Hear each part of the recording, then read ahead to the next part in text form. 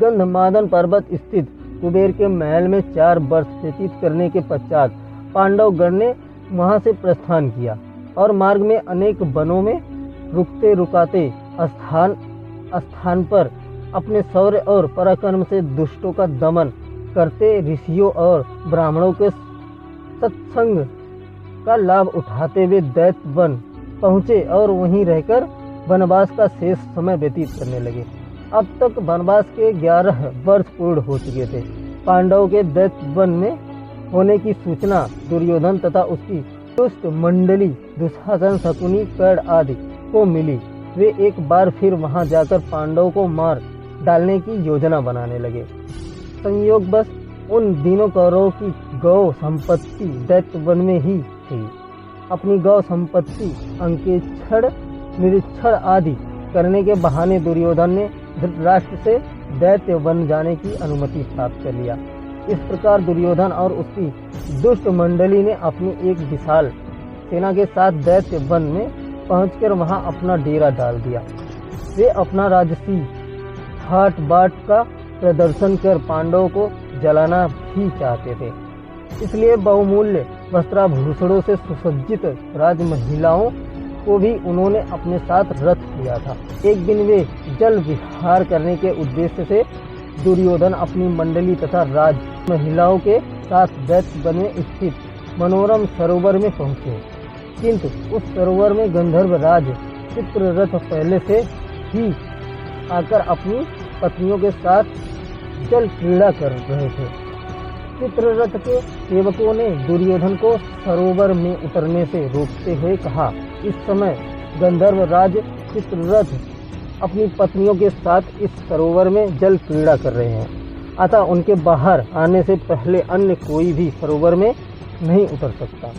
सेवकों के इन वचनों को सुनकर दुर्योधन ने क्रोधित होकर कहा, तू शायद जानता नहीं कि तू किससे बात कर रहा है। मैं हस्तिनापुर नरेश धृतराष्ट्र का महाबली पुत्र दुर्योधन हूँ।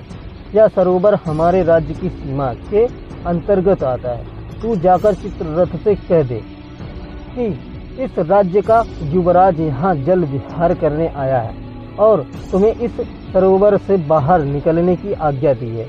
दुर्योधन के उपयुक्त संदेश सुनकर गंधर्व राज चित्ररथ के क्रोध का पारावार न रहा और उसने दुर्योधन तथा उसकी मंडली के साथ युद्ध आरंभ कर दिया। दुर्योधन के साथी और सेना कुछ समय तक तो युद्ध करते रहे, किंतु चित्ररथ को अधिक बलवान पाकर वे सभी दुर्योधन एवं राजमहिलाओं को वहीं छोड़कर भाग खड़े हुए। चित्ररथ ने दुर्योधन और उन राजमहिलाओं को कैद कर लिया।